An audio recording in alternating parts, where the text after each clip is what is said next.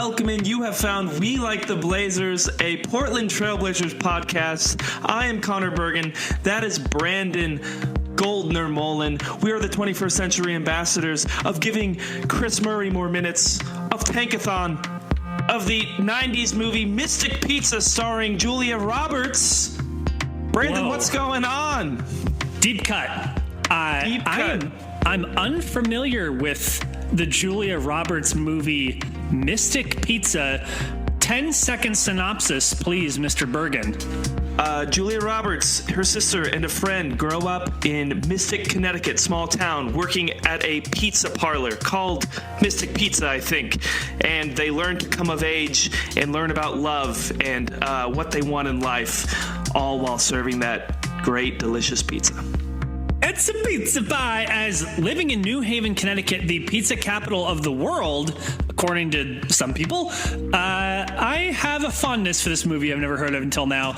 Connor, we just got done watching Interstellar, and I have to plug the podcast Is This Good?, which is a comedy podcast that talks about kind of Seinfeldian common things in life and whether or not they're good, but they have a special that they do every now and again called Is This Bad?, where they rewatch movies that are, at the time at least, were critically acclaimed, and they're like, upon watching them again, is this movie actually bad?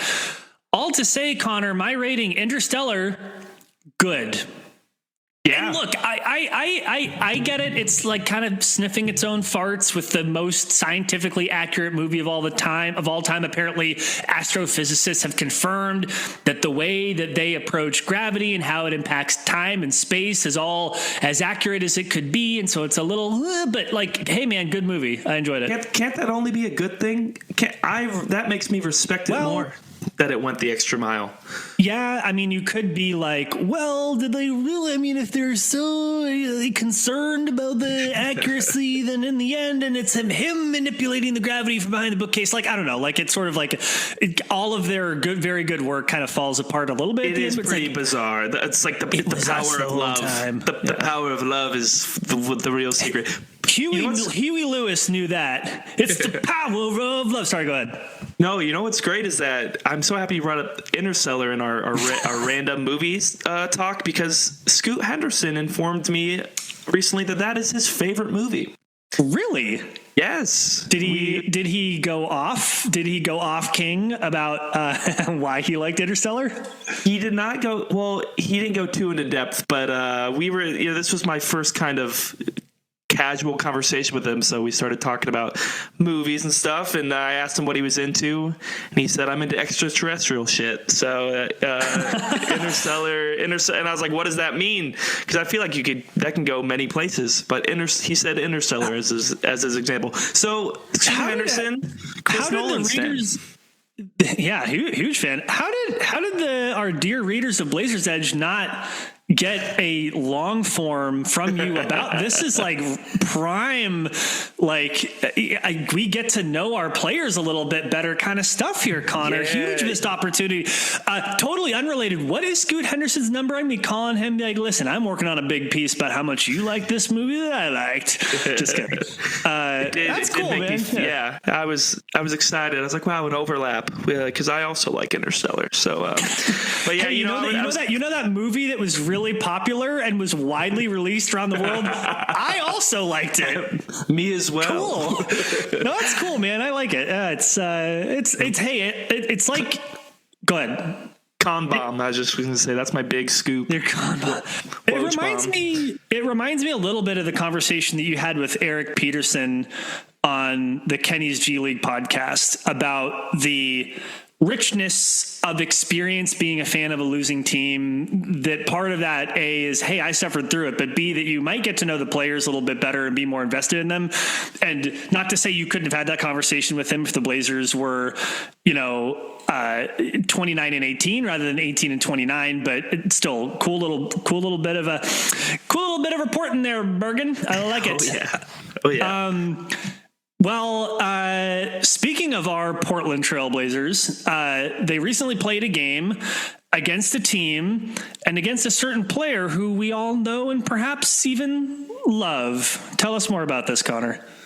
Yep, Damian Lillard came home, second year in a row, coming back to the Moda Center as a opponent, and go on, please. And so, I'm so sorry, I've been bad already. And I'm always bad about interrupting.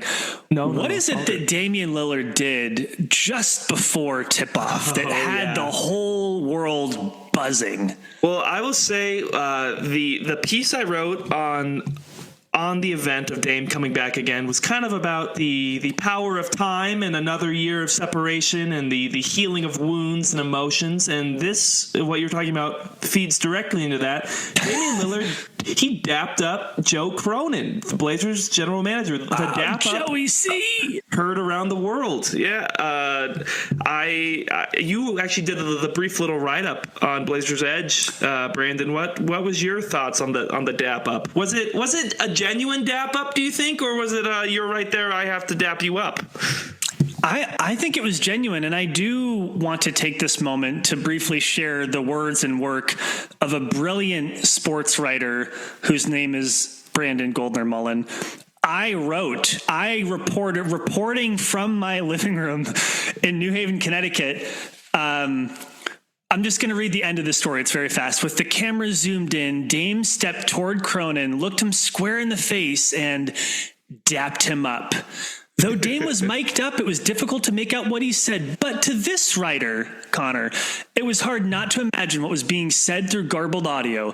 Could it be whispers of sweet promises to return to Portland one day? It's impossible to tell, but for tonight, the visual of a hearty dap between two old colleagues would have to be enough. And it was enough. It was so good. I think it was genuine because, I mean, he goes from I don't know who the other maybe team officials or Portland adjacent people who were sitting. Dwayne Hankins, team president, and then Jody Allen. Yeah. There was even someone before Dwayne Hankins then. But yeah, and then he gives Jody Allen, I don't know, gives Jody Allen the big hug. I think that even during the most contentious portion of Dame's trade, I think that he still had good things to say about Jody Allen. But it was funny because I don't mean to overanalyze this, but of course I do. When Dame turned to Joe Cronin, it was so intentional, and his hand was so big. Like the greeting for the dap was not like a half-assed little. It was like, I'm looking right at you, and we are doing this. I'd like to think that it was for both of them a very public and perhaps performative, but visual closure to a painful chapter, maybe more so for Dame than for Cronin.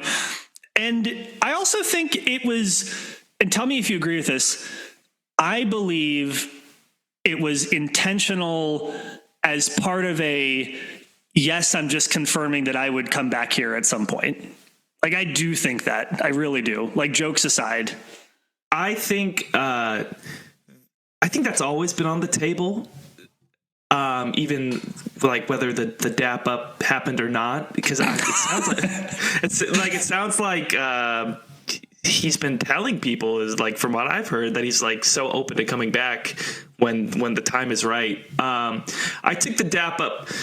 If it was performative about anything, it was just hey, we are cordial. Me and Joe are on a cordial basis once again.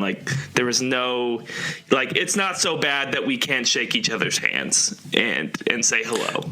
This is not gonna be a Jimmy Butler, Pat Riley thing, or Jimmy Butler insert team name here thing.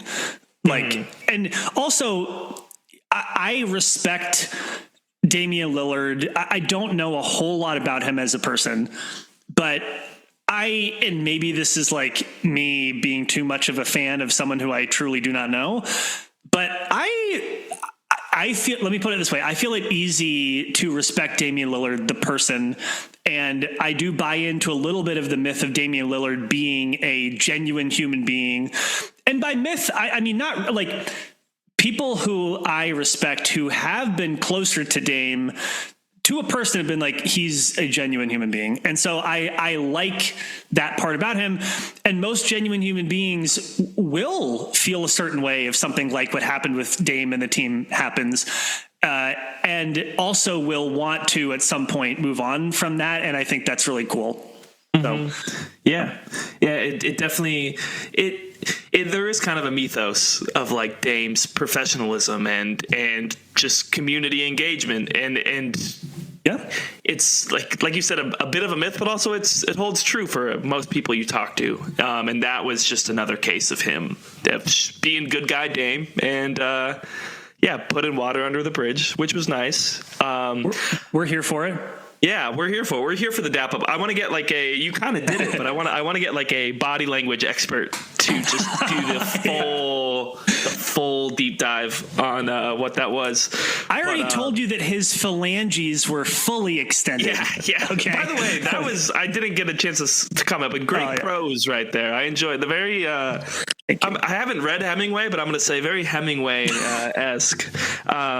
Speaking of prose, I did write a pretty lengthy piece for that game. I broke out the first person language, which I haven't done too much this year, because I really was going into that game on like a hunt for the unexplainable, like.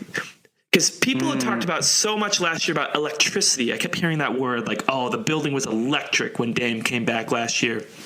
And while I wasn't expecting it, obviously, to reach those heights, I was expecting some kind of just different feeling of seeing the man come back and him be just, he was such a legend. See what it's like to have him be back in the building.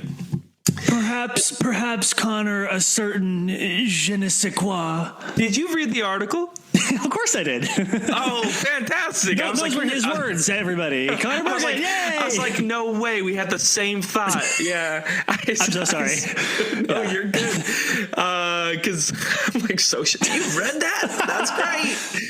You don't think I read your stuff? I mean, not that I don't read everything, but yeah. No, yeah, it gets hard sometimes. I will say, and I'm happy you brought attention to that line, because I said what Ryan Rupert's countrymen would call a certain and I was really happy about that line. You could hear the accordion, and you could smell the baguette in that line, truly. Yeah. But the point of the article, and maybe like I was stating the obvious to people, but I felt like it was important, was just that it really was not, there was almost no electricity from a Dame standpoint. It just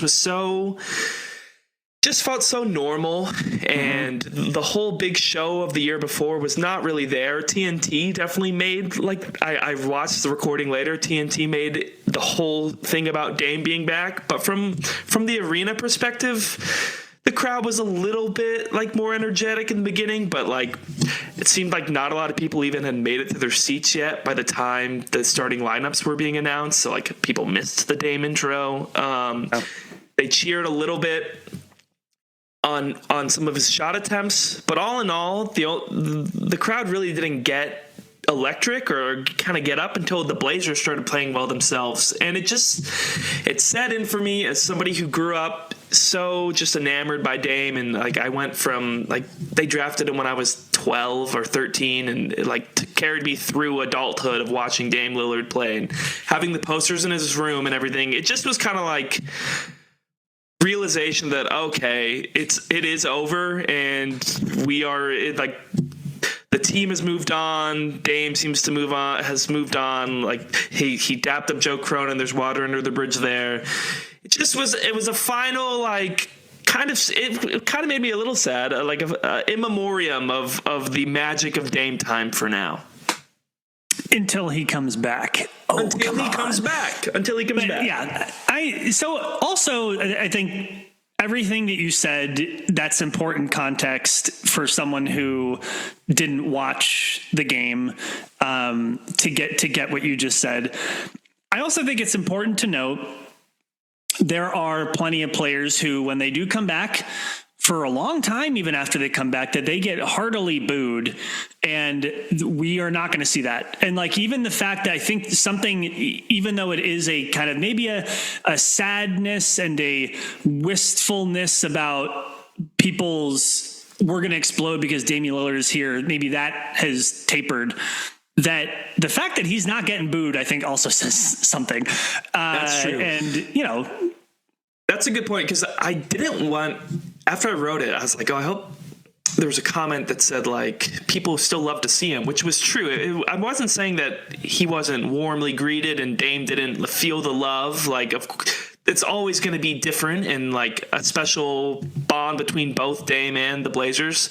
They cheered very loud when he got announced. It just wasn't, like the earth-shattering, crazy standing ovation from the year before. And like, the emotion of it all seemed to kind of not be there. But yeah, he's definitely never going to be booed. I also yes, and I wonder how much of this has to do with where the Blazers are as a team and a franchise. But they won that game, though, Connor, did they not?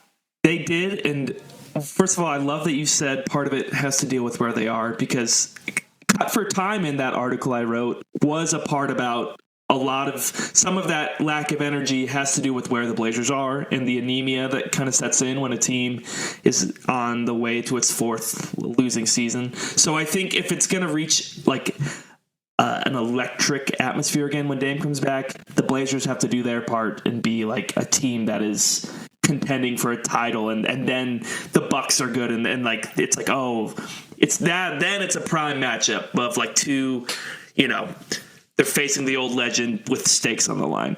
But yeah, to pivot, they did win that game. They looked great. That one was fun. Well, you know what, Brandon? Let's just get into it now. Okay. I feel like I'm giving it away before so let's just officially do it.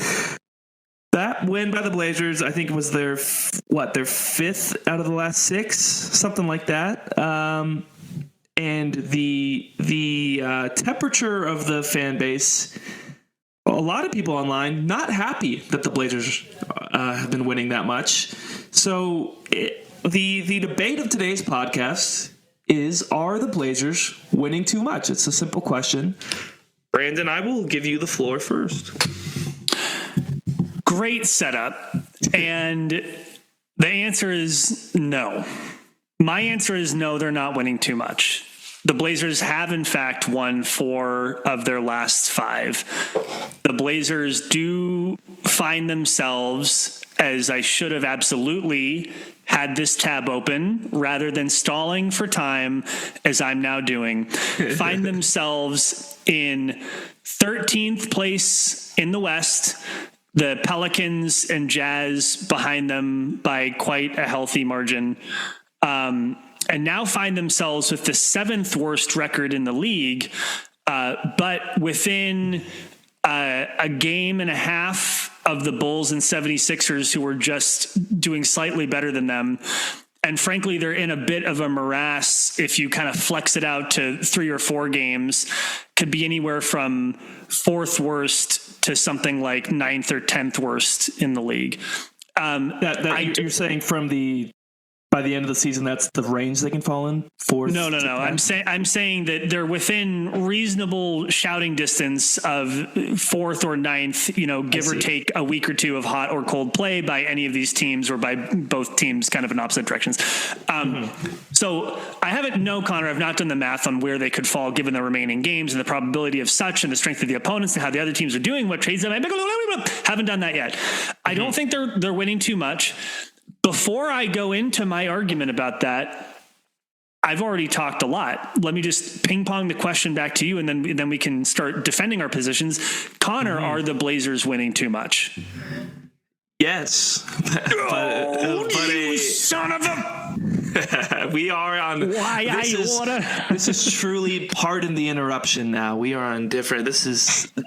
Are you take, Skip Wilbon or who's the other? I used to watch the show. There we go. I'll take Kornheiser. Years ago. I'll be Kornheiser. Kornheiser. I'll be bald. Jesus.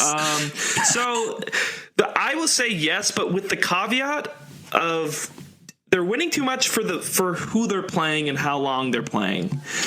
I am of the mind that if the youthful players on the team, Scoot Henderson, Shaedon Sharpe, Donovan Clingan, I'll throw Denny Avdia into that. He's only 23. He's the new acquisition. Toumani Camara.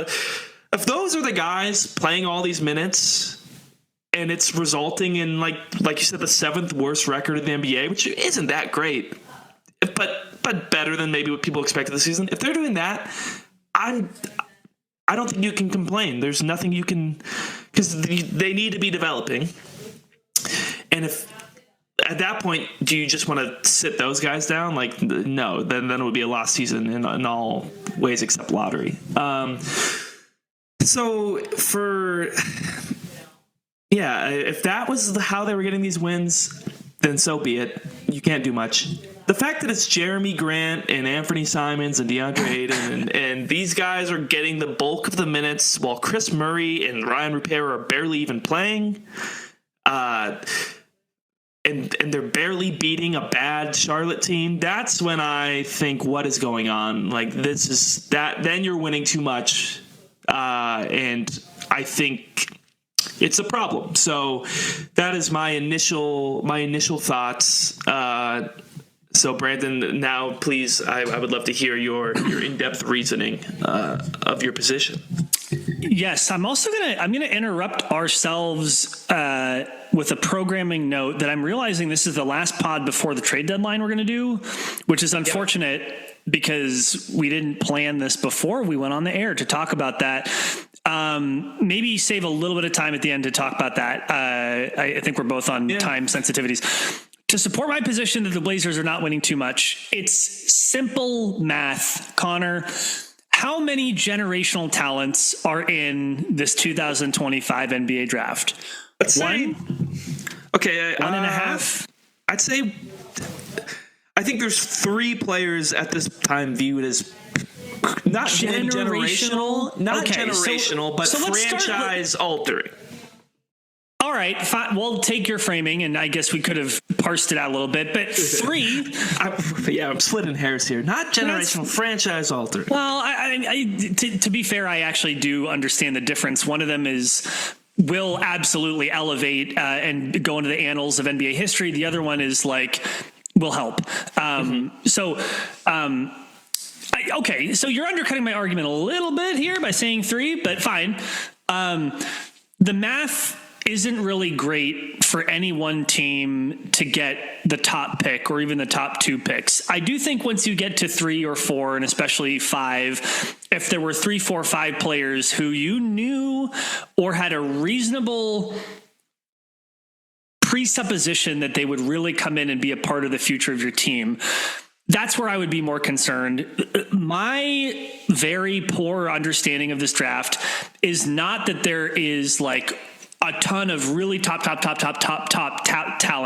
that there are a couple players who can be that for your franchise. And therefore it's just not likely the Blazers are going to get a top 1 or top 2 pick. So I will say though, just to undercut myself, that as I'm looking at Tankathon, as perhaps you are too, that the Blazers sliding a few games one way or the other makes a top 4 pick much more or less likely. So just really quick, and I'll hand that microphone over to you.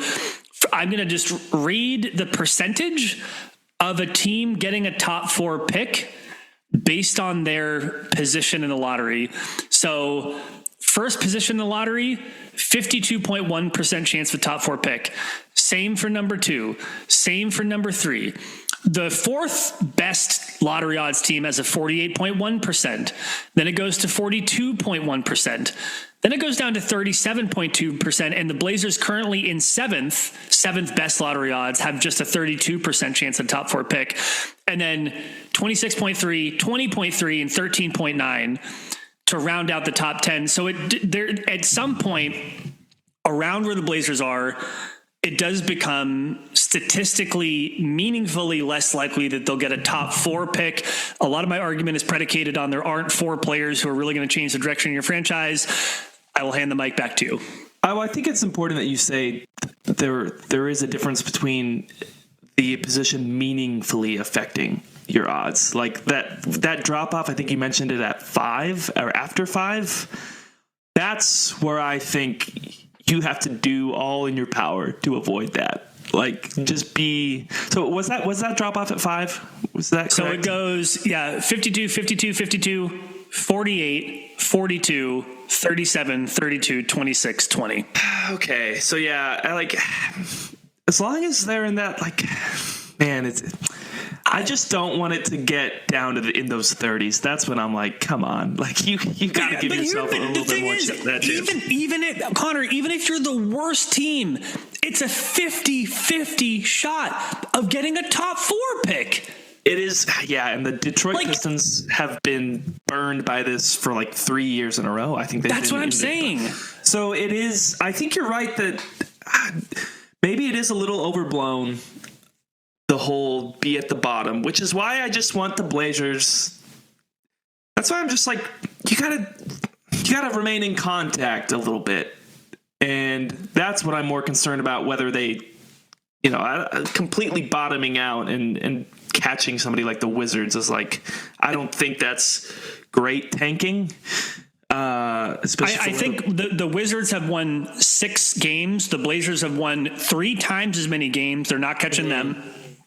So which is, you know what? I agree that that's where I agree that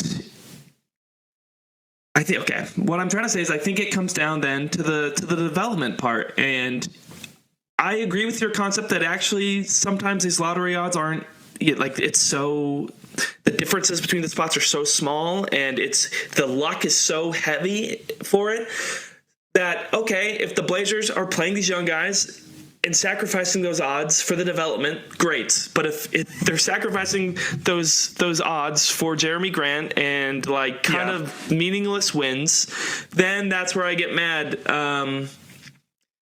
Again, I think it just comes down for me to play the young guys and see where they lead you. And if it's to the eighth worst record, then I guess so be it. And just I'm going to dip into the details for one last time and then float back up to the surface of context. Connor, if the Blazers had not just won 4 of their last 5, if the Blazers were in fact 14-33 rather than 18-29, if they had not won all those games, they had lost all of them. Instead of in 7th, they'd be in 5th. So all I'm saying is let's everybody hold your horses, and I'm going to float back up to the context. I have changed my opinion about this too. The lottery odds I need people to go to Tankathon or to whatever and to truly study them, and then to go to Google and do a dice roll thing or odds simulator, or even you can hit the sim lottery on Tankathon. I want you to do that for 5 minutes straight. And I want people to get ingrained into all the various folds of their amygdala. And what are the other parts of your brain called? What are some other brain parts? You're asking the wrong frontal lobe. I don't know. Sure, frontal lobe and the cerebellum and all the little wrinkles of your brain. I want it to sink in that the lottery odds are flatter than perhaps we give them credit for. And that is why, to your point, we see teams like Detroit who were bad and really bad and historically bad again and again and again and again and again. And where are they? And I'm not saying that because of that you shouldn't try to get better odds. I'm just saying I don't think we should be as freaked out about it as some may be. I think it's a good message. Exercise some perspective on lottery odds. Last year, the Blazers fought tooth and nail at the end to get to the 4th worst record, and they dropped back and got 7th. And I'm actually pretty happy with who they got at 7th. So I think it's a good PSA, Brandon. I truly do. To just exercise caution. Also, and the NBA season, it changes so much week to week. They're on a hot streak right now. It takes 1 week to lose a lot, and then things kind of calm down. I remember I think it was last year, maybe it was last year or the year before, there was some team that the Blazers, everybody said there's no way they can catch that team by the end of the season. And they said it around the trade deadline.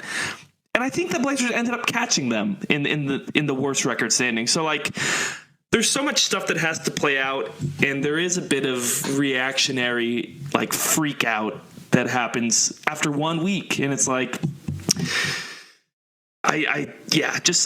I'm always of the mind. Exercise some perspective always.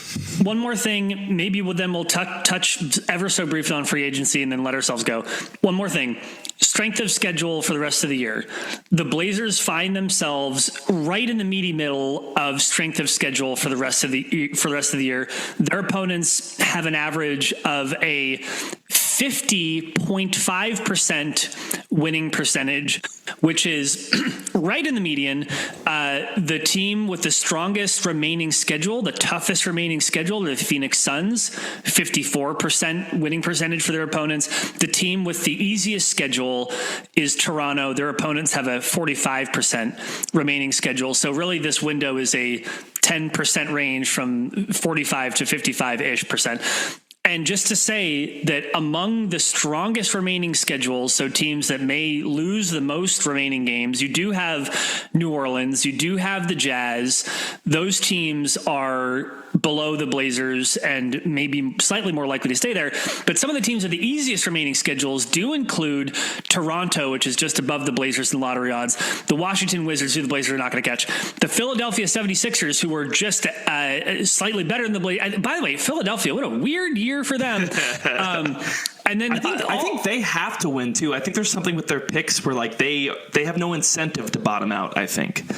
There's something good. There's something in the water in Philadelphia. There's some weird stuff going on there. So there you go. My sage advice is don't worry about it. Don't worry about it.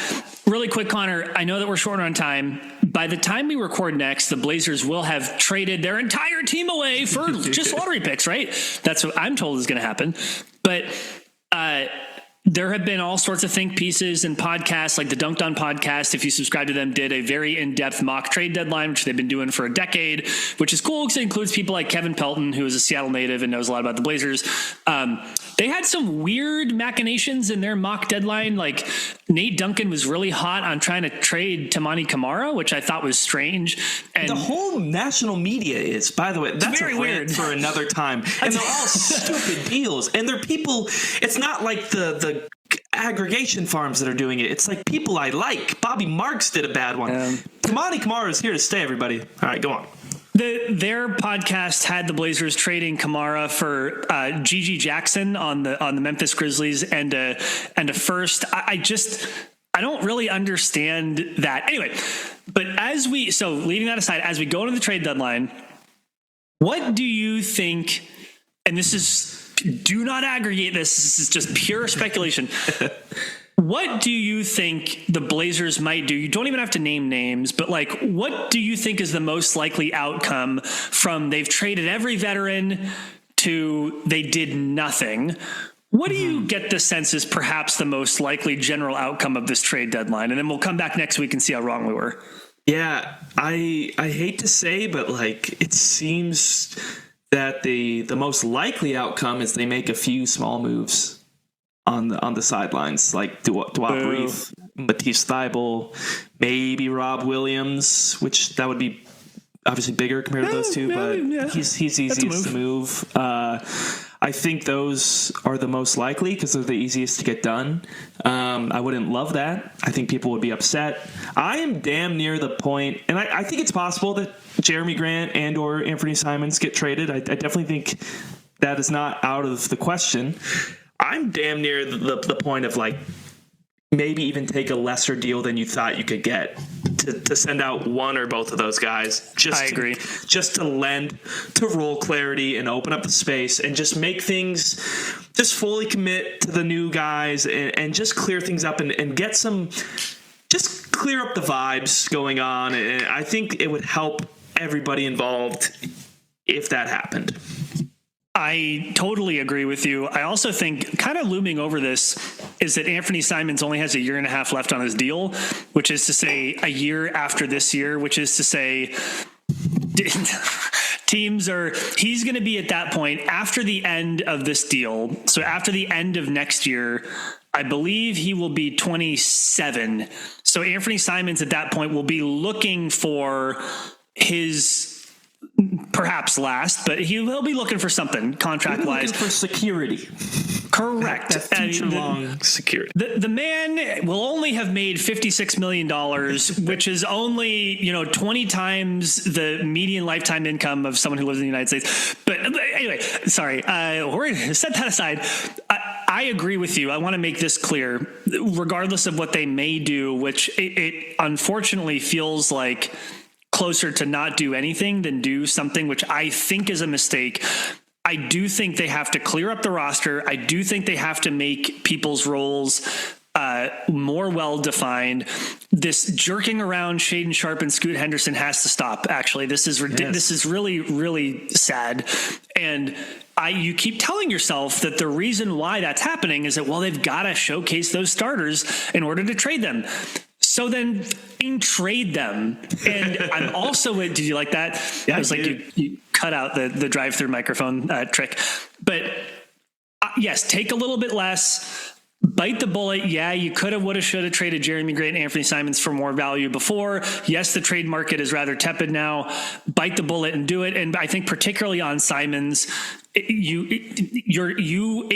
be stuck, quote unquote, with Simons as an expiring deal and lose him for nothing and have him continue eating up 30 plus minutes a game would be really bad. I do think that Joe Cronin, if you're listening, Papa Joe, Joey C, big homie, just do it, man. Just look to the Nike billboard and just do it. Okay.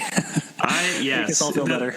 That's the big thing is the two most important young players right now are Scoot Henderson and Shaden Sharp. And so if Jeremy sticks around till the summer or whatever, it's easier. It makes more sense. Also, he seems to not play after February 10th most years. So he's lighting incense and there's a video of him playing like a lute. Sitar or something. Yeah, sitar, yes. I don't know. That was not like a harp. I think it was a harp, actually. Very nice. But yeah, so Anthony Simons. Which was great. Which, by the way, I love this for him and his child. I think he was playing the harp too. I'm loving it. So yeah, keep doing that. Yeah. So if I could get them to move one person just for the sake of his position and his contract where it's at. Yeah, Anthony Simons will be the one I would hope they move. And here's what I'll do. I'll do this and I'll clip it later so that I'll look so good if it happens. The Blazer. Sorry, let me start. I want a clean audio clip, Connor. Okay, this is live radio. This is how we do it. The Portland Trailblazers will trade Anthony Simons to the Orlando Magic. So I hope that it happens. It makes sense. The Magic need someone like him. He's from Orlando. Not that really he has any autonomy or say in the matter because he's under contract and whatever. But that's my hot take. I'm with you. I would love to see something happen. And I think Simons would be the name I'd like to see traded. Mm-hmm. Connor, before we disperse like the diaspora of galaxies in a universe, just like Interstellar that Matthew McConaughey traveled. And, good for him for finding Murph in the end, after all. Is there anything else that you wanted to say or share before we adjourn? I will say if they do move Simons, it's nice that one of the lasting memories of his long career with the Blazers would be a final great performance on TNT where he beat Dame and scored 30. Like that's a nice for all the like baggage that follows him just because, and a lot of it's not his fault, but just his position and where he fits right now, a nice and proper send off for Simons. So it would work. Beautiful timing, to your point, again, to have done that on a nationally televised game. Thank you, Anthony. Appreciate you. Yeah, for sure. Like, don't watch the other games. Just watch that one. Yeah. And if you want to reach out to us and talk to us about how terribly wrong we were about our various predictions, free agency or otherwise, you can always do that at weliktheblazers.com. You can find our stuff on any podcatcher. You can also find Connor and I on BlueSky. Search for our names. We are everlastingly proud, Connor, to be a part of the Rogue Media Network and the Blazers Edge Family podcast, which includes Trail Daddy with Dave Deckard and Rip City Roundtable with Cory Dickman. That's it. Appreciate y'all. See you next time. And until then, go Blazers.